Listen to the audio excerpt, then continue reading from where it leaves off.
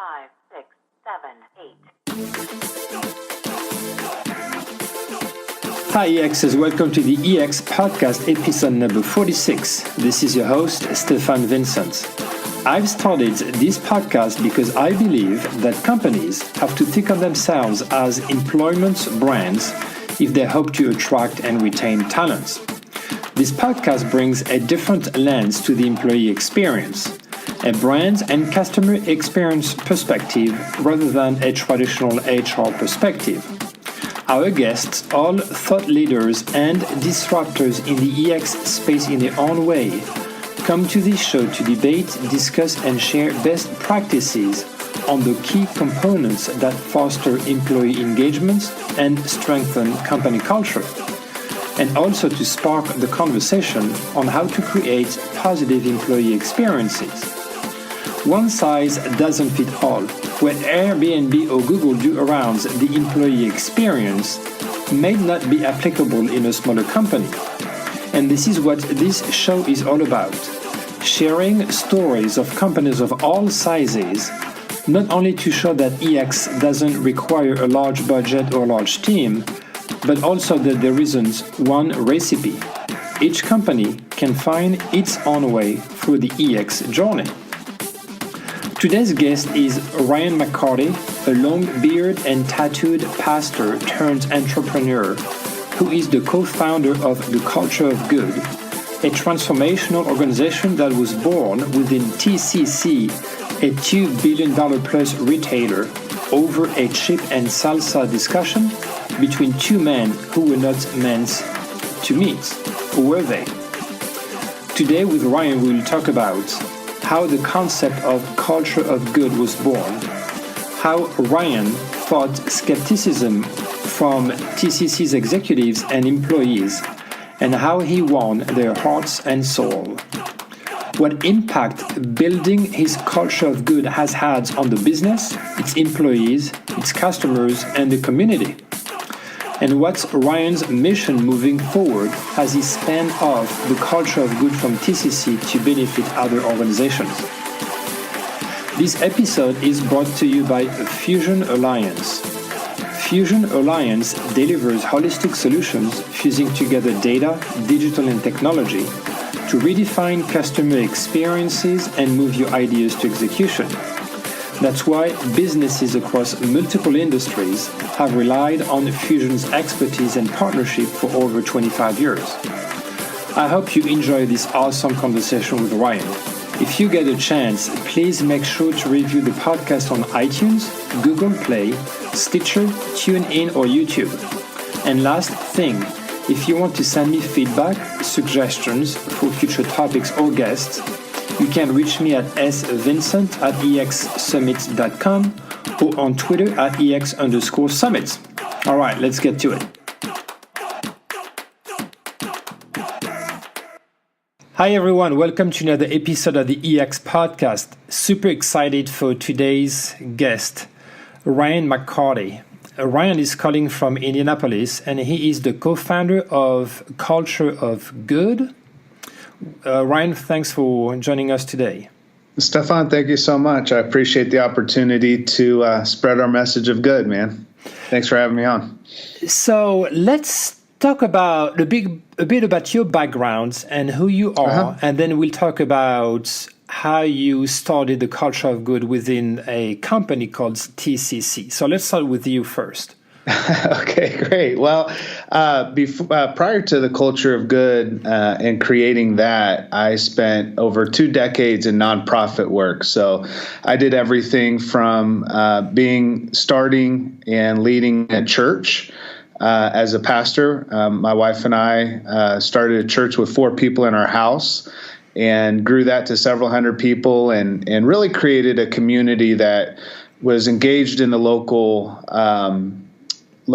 neighborhoods where we were and making an impact and doing good at a local level as well as doing good globally. So we built a school in Zambia, Africa, for kids that had no access to education at all.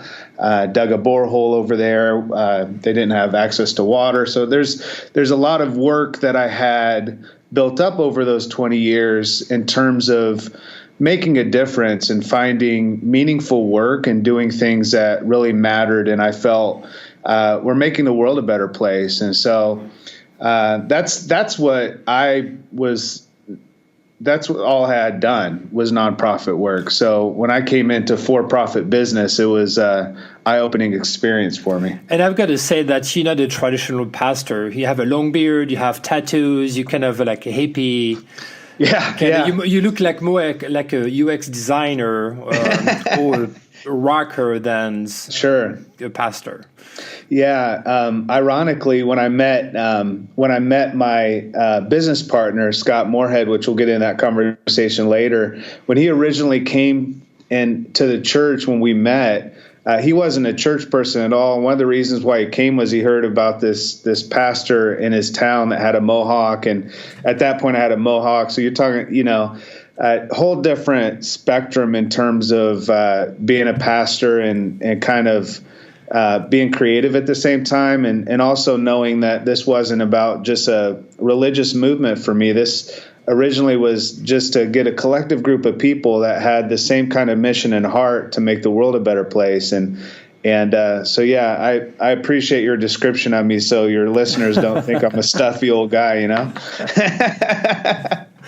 No, you're a pretty cool dude, I would say. So tell us a bit more about So what is a culture of good in terms of as an organization that will go into more of the mindset of culture of good and what's behind, but what's the organization itself?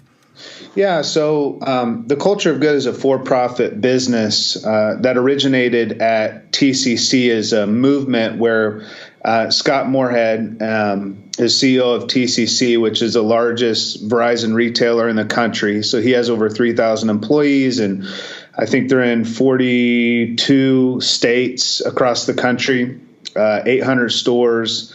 You're talking retail locations, and we launched the Culture of Good as a movement within his business to create what I had done for 20 years in the nonprofit world, but bring that philosophy of doing good and engaging employees on a soul level into his for-profit business, and to build a culture around that.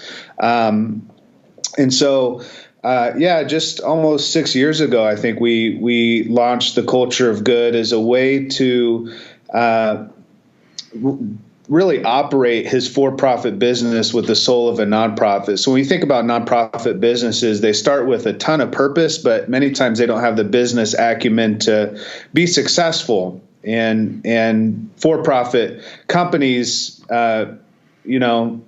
usually start with a lot of business acumen, and over time they realize, hey, we need to discover our purpose and our why, and bring that into our employee experience and engage our employees in that way. And so we kind of merged my world and Scott's world into one, and that's what the Culture of Good was. It was, how do we engage employees on a soul level, drive results of his business, engage the customers through that as well, and then as success is generated and as revenue increases, we could do greater good in the world. So it's the idea that profit isn't evil, that if you can generate additional profit, you can do additional good. And it's not a philanthropic effort. It's much deeper, much ingrained into, or it was much deeper, much ingrained into TCC's structure than just a philanthropic effort. So before we get into the process and how the Culture of Good originated with you and Scott, can you share with us when the impact was on the business in terms of adoption among the employees, in terms of employee retention, in terms of even revenue growth? Yeah, absolutely. So in the 5 years from the onset of the Culture of Good within his business, during that time, the industry turnover for wireless retail was around 100% plus. So a normal company would turn their staff over completely every year. TCC's turnover decreased 20% during those 5 years, and actually was less than 50%. Now, less than 50% is still quite a bit of turnover, but when you consider the industry turnover being at plus 100%, it had a significant impact on the business in that way. His workforce grew. 2.5 times over those 5 years. And that low turnover during that time saved him and TCC $5.7 million a year. So there was a significant savings in turnover costs that they would have incurred had they not started investing in the culture of good. Their top line revenue went up 200%, and their operating income rose 253% in 2016, and rose to up to 499%, 500% in 2017. Same store sales went up 42%, which is significant. We started seeing a tremendous impact on the customer experience. And what we discovered is through all of these numbers that we were starting to compile over those 5 years, that obviously culture of good wasn't the end all be all to all the success within the business. There had to be a lot of business decisions around other facets of the company. But for every dollar that was spent for or toward the culture of good, there was an $11 return. So the spend for TCC was around $1,100 per employee is what was spent per year. And that was through several different efforts that really created this emotional operating system that became the DNA of the business, rather than, like what you said, it's not just a philanthropic effort. It's not a CSR program or, something tacked onto the side of the business. It really had a cultural impact. So there was a great ROI to the investment in culture of good. It's amazing. Those numbers are amazing because it's always, first of all, it's always a challenge for organizations to measure the impact on investing in the culture and employee engagement. So let's start first with, how this idea of building a culture of good originated. So, I'll mention that as well at the end of the podcast, but you and Scott published a book called Builds a Culture of Good. And I recommend our listeners to really read this book because it's an inspiring book. And we won't go into all the details of the books, obviously. But as a starting point, how did the idea of building that culture of good and that movement initiate? Yeah. So as I mentioned before, I was a pastor at the time I met Scott. He wasn't a church guy at all. Heard I had a looking pastor in his town, and his wife dragged him to church on a Sunday morning, and he was sitting out in the audience, and on stage, my whole message that morning was about how your why should equal your what. Every day you wake up with a list of tasks and things that you have to get done, but that's your what. The question is, what's your why? Why are you doing those things? And he was so inspired by that idea that after service, he came up to me and he said, "Hey, I'd love to grab lunch with you." At this time, I didn't know who he was. I had no idea he ran the largest Verizon retail in the country, that he was sitting out in the audience at that point. And I said, "Sure, let's grab some lunch this week." And so we went to a local restaurant, and over chips and salsa, we started just dreaming together. He told me about his company. My jaw about hit the floor when I found out at that point he had over 2,000 employees, and he was in 35 states. And so I thought in my head, hey, here's an opportunity to really scale up the good that I was doing and making the world a better place, but bring that into his business. And Scott wanted to grab lunch with me because his company was growing exponentially. And he wanted to make sure that he was protecting what made them special early on. Because that's one of the risks that you have within growing a business is you lose what made you special when you first started. And he wanted some advice. He'll tell you he knew that pastors, or he thought pastors gave free advice. So he took me out to lunch and thought, if I buy this guy some chips and salsa and get him lunch, he'll give me free advice. And so he said, "Ryan, how can I bring this idea of my employees coming into work every day, knowing their why, engaged with their work, beyond just I'm coming to work to sell a phone to the next customer that walks in the door, but bring that connection to meaningful work. And when they, how do I bring that in? And my advice to him was very clear, and I just blurted it out. I said, Scott, you should hire me. And that was the beginning of a conversation of me coming on as previously as a pastor of a church that I started with 4 people in the house, to come into a business of thousands of employees across the country and engage all of those employees on a soul level, on a way that's deeper, like engaging their heart. And in that conversation really didn't go anywhere. Honestly, he said, well, we'll think about that. And I wasn't hired on the spot. And long story short, a few months later, he was outside with his 5-year-old son playing on a skateboard. And as most of us men think we're still a kid that we can get on a skateboard, Scott got on the skateboard, slipped, hit the back of his head on his driveway, and had 3 skull fractures and internal bleeding in his brain, and had to be lifelined to the hospital about 40 minutes away in order to save his life. And that near-death experience was a wake-up call. Over chips and salsa, we talked about more than just engaging his employees. I looked at him and I said, Scott, you have a growing company. You're making a good amount of money. You're successful. I said, but why? Like, what's your legacy? And that near-death experience brought that conversation back to him. And it was through a traumatic brain injury. We laugh about it now because it took a traumatic brain injury to hire me.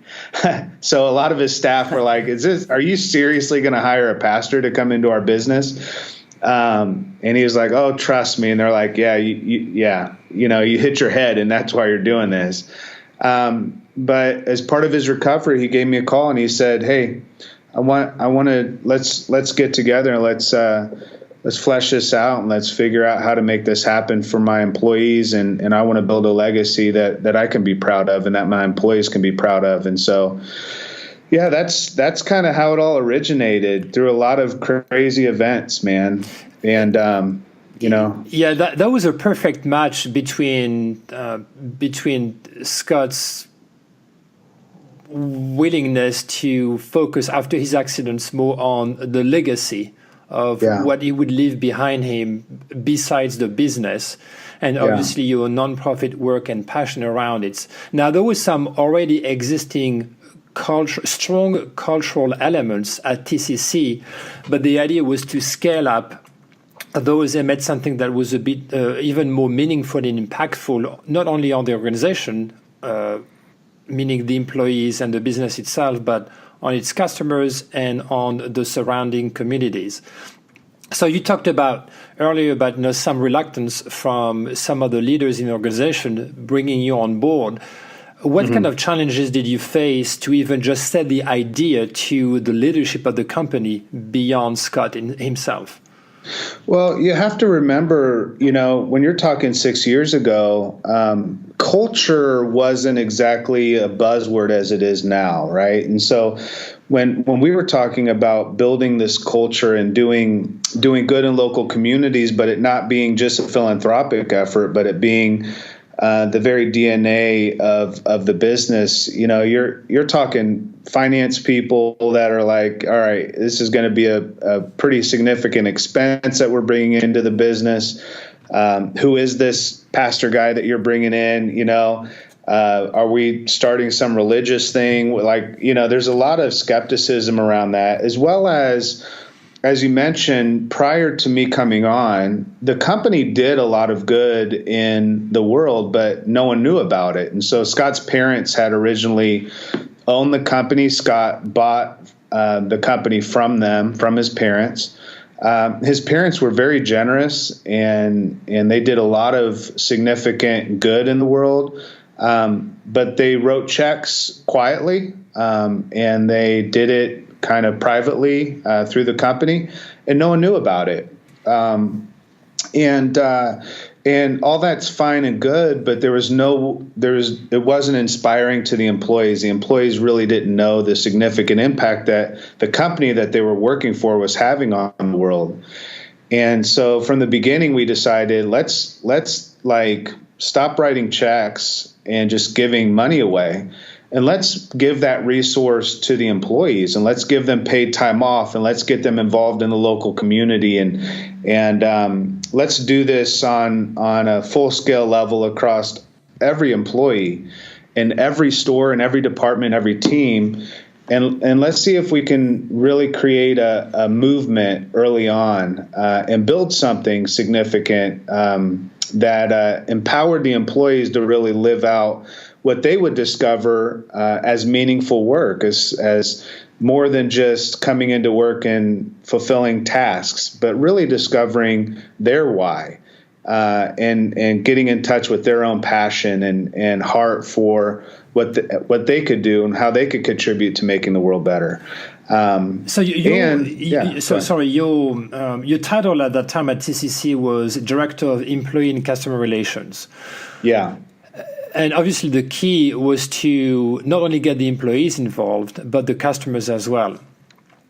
So let's talk about, first about among the employees. So what were the quick things that you put in place to raise interest and raise awareness of what you wanted to do and get some quick adoption, even small wins, to get people excited, employees excited about it? Well, honestly, Stefan, I didn't know what the hell I was doing, man. I didn't know how to scale up anything. I literally had a church of a few hundred people. We were doing a lot of good in the local community, but I didn't know anything about for-profit business. I really didn't know anything about scaling up effort to over 2,000 employees. You know, we tried everything, started sending messaging out, emails. I got this crazy idea of buying a ton of fortune cookies that had like really, inspiring messages inside of them about doing good and making the world better. And when you shop with TCC, we can make the world better together type messages, and sent out 500,000 fortune cookies to stores and didn't really have a lot of messaging around it. You got these stores and just boxes and boxes of fortune cookies are showing up at like retail locations. And our idea was, with every, customer that walks in the door, throw a couple of fortune cookies in their bag. It's kind of a cool idea to spread the message. It's unexpected, so it kind of stands out. It's memorable. Doesn't cost a lot of money. But we sent all those fortune cookies out and just, overdid it, didn't get the right messaging out to the stores. And so, they ended up becoming shipping peanuts for return broken phones. And half of them, the employees, I think, ate themselves, like it was just it was a miss. But, that's kind of the space I was given with Scott, which is, I think, significant.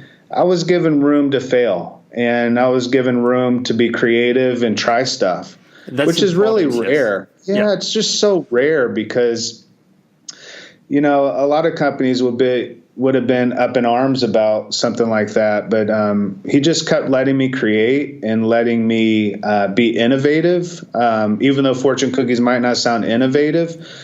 For me, it was just another step toward discovering what was going to work, and it really started to shift when we started giving paid time off to employees to volunteer.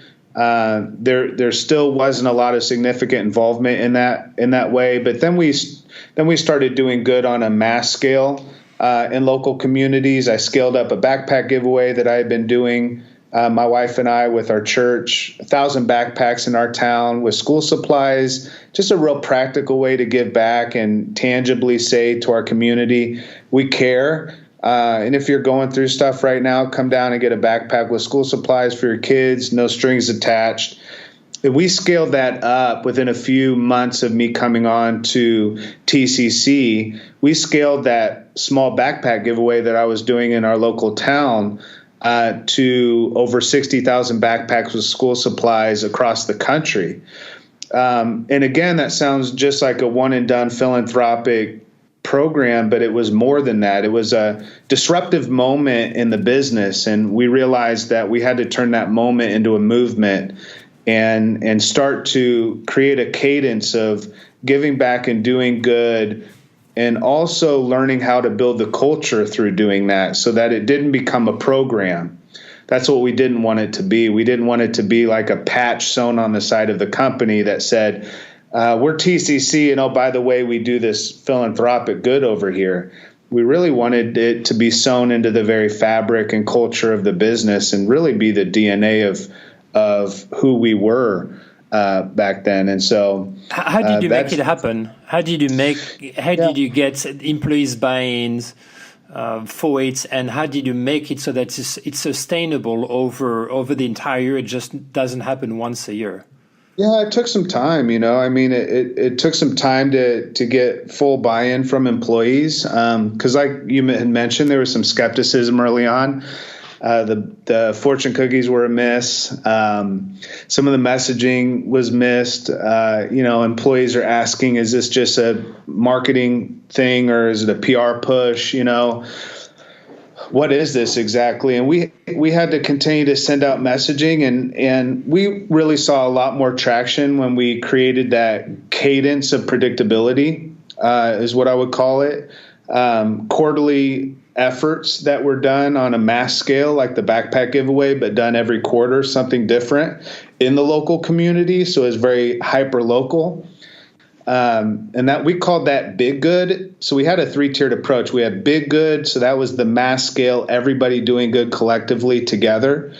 And then we encouraged employees to share that on social media when they were doing good, so that other employees could see that they were part of this movement across the country. And that's really what happened. So we had big good as the first tier, our good, which was every store and every department had the autonomy and resources to go into their local community and choose the good that they wanted to do and the impact they wanted to make on a quarterly basis. So right there, you have 2 major events that employees were involved with every quarter. And then the paid time off, which we shouldn't have started with. We should have added that in later. The paid time off it increased significantly after that, because that's where you get on the individual level, and you're not just saying as a company this is what we're passionate about, or as a store this is what you're passionate about, but what are you individually, what are you passionate about in your local community, and how can we support you in getting involved in that? So giving the employee resources and paid time off to go and get involved in their local community. So taking that 3-tiered approach in terms of the giving back philanthropic side of the culture of good, that's was a significant aspect of it. And then starting to teach how their everyday work, and this is where we get into the idea that the culture of good is more than a philanthropic effort or a one-and-done event that happens once a year. Also teaching the employee how their growth and how their development, how their investment in themselves and their hard work drives the success of the business. And in driving the success of the business, then the company can do greater good in the world. So the end game is always making the world a better place. But in order to do that, the company has to be profitable. And this is where I think CSR programs or philanthropic programs miss the mark. There's not the teaching or the training and development of the employee to understand how their everyday work impacts the success and the profits of the business that they work for. Because you really can't engage employees by saying, work really hard so you can make us more money, right? Like that's not going to motivate anyone. But if you say work really hard and put in your best effort and seek out the development and training that we offer so that you can make the business more successful and impact the success of the business so that we can do more good. So you always tie it back to that good. And that was a significant shift and turning point, because employees came to work every day knowing that when they were engaging with customers and taking care of the customer at a greater level, then and doing their work with excellence and with more effort, then the business could do greater good in the world. How did you get customers involved in the process as well? A lot of it is relational and not transactional, right? And so there was, messaging on screens when customers walk in the door. And this is something that evolved over time. We had to realize, like, when nobody wakes up on a Saturday and thinks, I can't wait to go and deal with my cell phone in a wireless store, right? Like, you're going to be there too long. Yeah. It's like sometimes it feels like going to the DMV, where you're just like, I got to go in here and sit and wait, and there's going to be customers in front of me. So we wanted to make sure when customers walked into the door of every store that they saw the good going on in the local community. We had talking tracks for employees to know how to differentiate their business and their store based on the good going on that they were doing in their local community.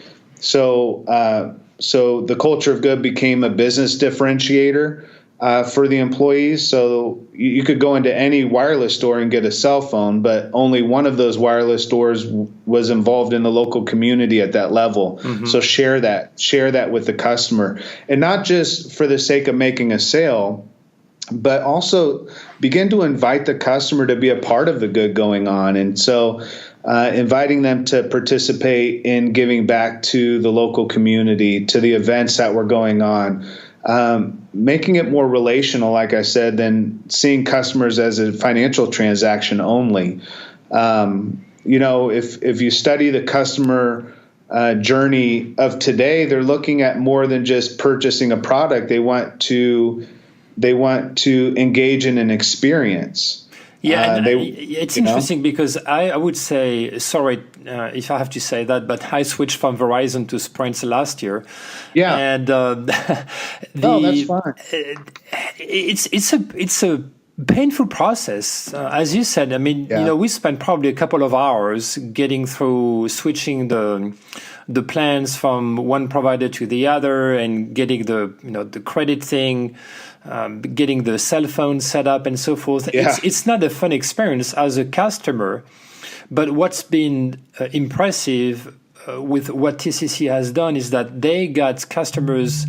I don't know if they were excited to shop to the store, but at least when they left the store, they had made something more meaningful and impactful than just switching phones, right? Can you talk a bit about the Roundup effort as well? Yeah. So, I'm sure many of your listeners, yourself included, have walked into a drugstore like CVS or Walgreens or some type of store like that. And the question's always like, would you like to give $1 or $5 to some charity or organization? You may have heard of them, you may not have. You don't know really where your money's going. You don't know if it's making an impact. Same type of idea around that, but it was encouraging customers to round up their purchase. Sometimes it was only 30 cents or 40 cents, but the messaging around it was really about more than generating enough money to fund the culture of good efforts. It was really about spreading the message and another touch point for the employee to talk about the good going on to the customer. The customer might only round up and it would be 30 cents. But what the employee was able to say is that 30 cents is going to go, for an instance, to the local Boys and Girls Club on 2nd Street, right here in our community. That's a different conversation than would you like to give $1 to this charity, out in Arizona. And nothing wrong with giving to charities in Arizona. But if I'm in Indiana, I want to know that as I'm giving, it's making a local impact. And that was a different message that was happening through the Roundup program. So obviously, the impact on not only the business itself in terms of growth, employee retention, sales was tremendous, but also people really got excited about everything that was going on. Can you share with us maybe a couple of stories of what employees did to make actually to share what the culture of goods means to not only their coworkers but also to the community at large? Yeah, one employee I remember had personal experience where his mother had breast cancer, and he shared what his mom was going through with his coworkers in his store, and they started getting creative together and trying to come up with a way to raise money in their local community for others that were facing cancer as well. And so they scheduled this large event, invited customers to participate. And it was just a bowling event at a local bowling alley, but they got real creative with it. They called it Bowling for Boobies because his mom had breast cancer. And I think that's just a hilarious name, but it really stands out, and they got real creative with it and raised over $3,000 just in one evening with customers and local community members and their store employees all got together and bowled together and raised that money for, again, their local cancer wing at the hospital. And so those type of things are real significant because that's when it gets real personal, right? Like it's more than just a company saying, hey, we're going to go do this, plant this tree out, in a park, and you go out and dig a hole and you stick a tree in the ground and then you leave and there's no emotional connection to it. We were looking for ways for employees to engage on an emotional level, right? Like that. When I talk about soul engagement, I'm talking about giving your employees a reason to feel again, to be reminded that they're human. I bring up the backpack giveaway again because there's a real cool moment in one of the stores where a mom had experienced with her son and daughter dropping their dad off to go off to the military for about a year. And it was the morning of the backpack giveaway. And this mom and her two kids said goodbye to their dad, and they're driving back home, and they remember that there's a backpack giveaway happening at a local store. And so they go by the local store to grab backpacks with school supplies, and they get to the store, and this little boy and girl come up to the store with their mom, and they're still understandably upset and disturbed by saying goodbye to their dad. And they look over at the table, and there's two backpacks sitting there. One is green and one is pink, and they're both camouflage. So right there, you've got a connection to their dad, right? And so they ran over to the backpacks. They put them on their backs. And the employees there just started crying because they were like, they said to their mom, we're going to wear this to remember dad all year. And the mom's crying, the store manager's crying, everybody's crying. I like to tell the story that Oprah showed up and started giving cars away, which didn't actually happen. But like, that's what it was, one of those moments, right? That was like what I would call an emotional disruption.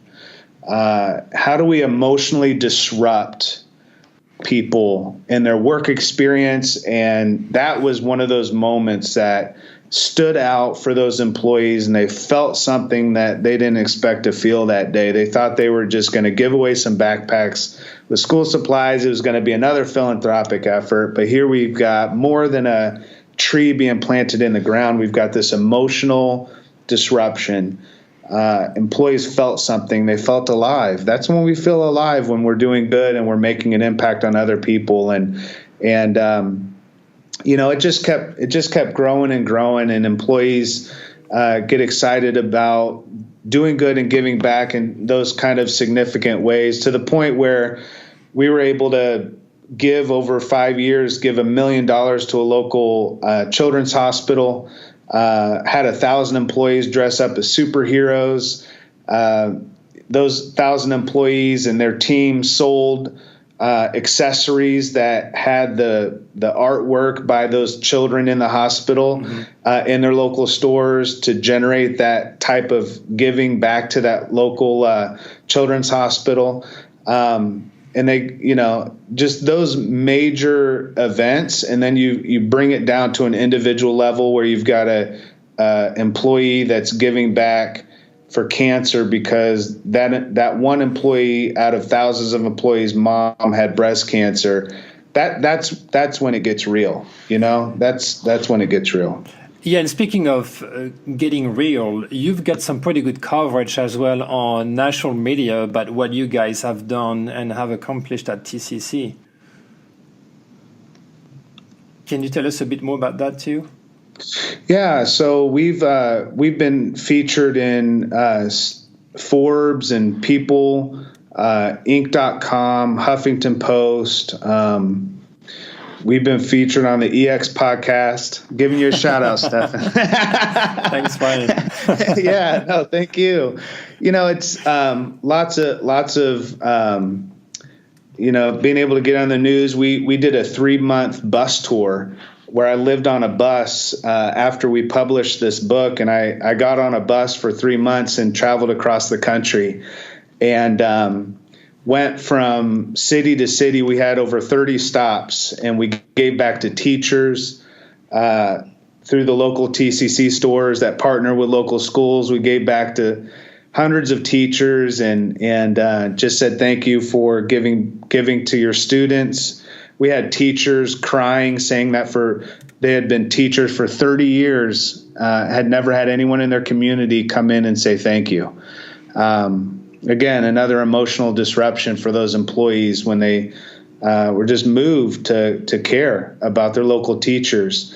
And so we've been featured all across the country. That bus tour really helped quite a bit to spread the message, and was able to speak at South by Southwest and some other major venues like that. And it's been a really, really cool thing because ultimately it leads me back to the chips and salsa conversation. And that was me looking at Scott thinking, I want to increase my ability to do more good in the world. And in order to do that, I want to step into this space of for-profit business with employees that have a heart and business owners that have a heart, a genuine, authentic desire to do good in the world.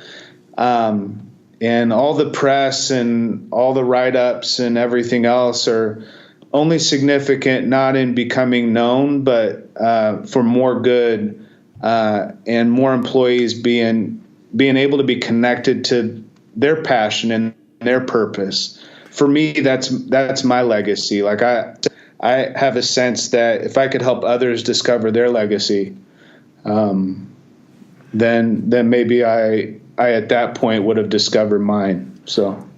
So the culture of good is now a separate entity from a TCC, and TCC is actually one of your customers now, and obviously you co-founded Culture of Good with Scott. So what's next for Culture of Good?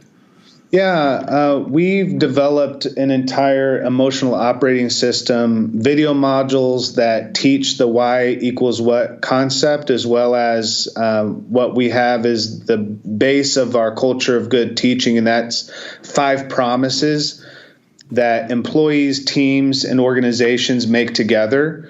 And those 5 promises are within the video modules. We offer workshops for companies that are interested in building a culture of good for their business. Those video modules are available as well. I'm out on the road pretty consistently doing keynote speaking, talking about not selling the culture of good, but talking about the concepts of what we teach and why it matters. So we've got everything from culture good in a box to full consultancy, where a company might say, hey, we really have an interest in doing good in the world, but we also want to build a successful business and be profitable. around the idea of giving our employees a greater sense of purpose. So we can do that as well. So we've been testing and building our products at TCC kind of as an incubator of what we learned here, and really making it replicable for other companies and businesses to be able to drive their results by teaching them how to let their employees bring their souls to work every day. That's awesome. So before we conclude for today, let me ask you some fun questions. Go for it. If you were to invite a historical figure or someone famous to dinner, who would you pick and why? I would invite Mahatma Gandhi. I am deep into reading his autobiography right now, and I'm just fascinated by his journey and the steps that it took for him to really discover his life purpose. So I'd really like to sit down with him and grab some dinner with him for sure. What was your dream job as a kid? My dream job as a kid that's a really good question. This is going to sound really crazy, but I really saw myself doing some type of missional type work. I always had this sense of doing some type of good in the world, and I didn't really have any clarity around what that was going to look like. I just knew I had this sense of calling from the time I was about 7 years old that I was supposed to do something good with my life, so I never really had the concept of a job, to be honest with you. What besides chips and salsa? What's your favorite food? Cinnamon Toast Crunch. I always joke with my daughter that's like my death row meal. Like if I'm on death row, God forbid, right? But I want a family-sized box of Cinnamon Toast Crunch and a gallon of vitamin D milk. I'm going to be that. That's good right there. That's my favorite. So if you were the last man on earth, I would say you already have the beard for that. Sure. What would you do? If I was the last man on earth, what would I do? Fish. I would just go fishing. I would be on a boat all the time, just fishing and figuring out how to live as long as I could on my own. Figuring out a way to self-sustain at that point, I guess. Preserve as much as as practical as I can be. I would try to preserve as much food as I could for as long as I could, and then learn how to fish. Because I like to fish, I just don't know how to catch. Oh, yeah, that's a problem. Yeah. What is the way for our listeners to follow you and the Culture of Good on social media? Yeah, I am personally on LinkedIn and Twitter. So Twitter, it's just at Ryan McCarty, RyanMCCARTY.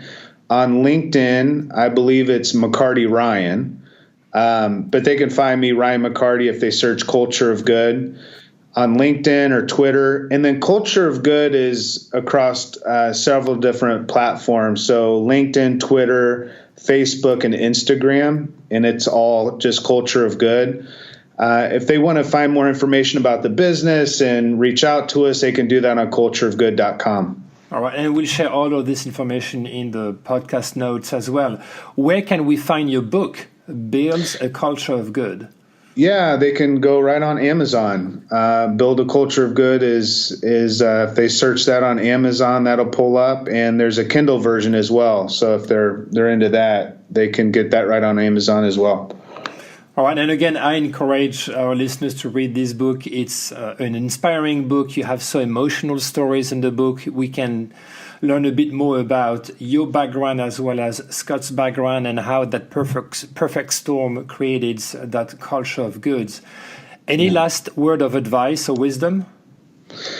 Again, to bring it back to our earlier conversation, just, take some time to really ask yourself, what's my legacy, right? Like what am I going to do that matters enough beyond just gaining the success of stuff and accumulating things. I like to say that the life we live is the legacy we leave. And, how am I living today that I want to be remembered for? What kind of business am I building? What kind of company, what kind of life am I living and building in order to be remembered and to do something significant and meaningful with my work? So really just reflecting on legacy, I think, is one of my biggest things I'd love your listeners to take away today. That's a great way to end our conversation. Thank you, Ryan, again for being on the podcast today. Thank you, Stefan, so much. I appreciate you helping us spread this message of the culture of good. I appreciate it. Thanks for tuning in to the EX Podcast. If you want to learn more, visit our website at expodcast.com. If you want to find out more about our next conferences, go to exsummit.com. Finally, you can also find my manifesto on business to employee or B2E branding at b2ebranding.co. See you next week.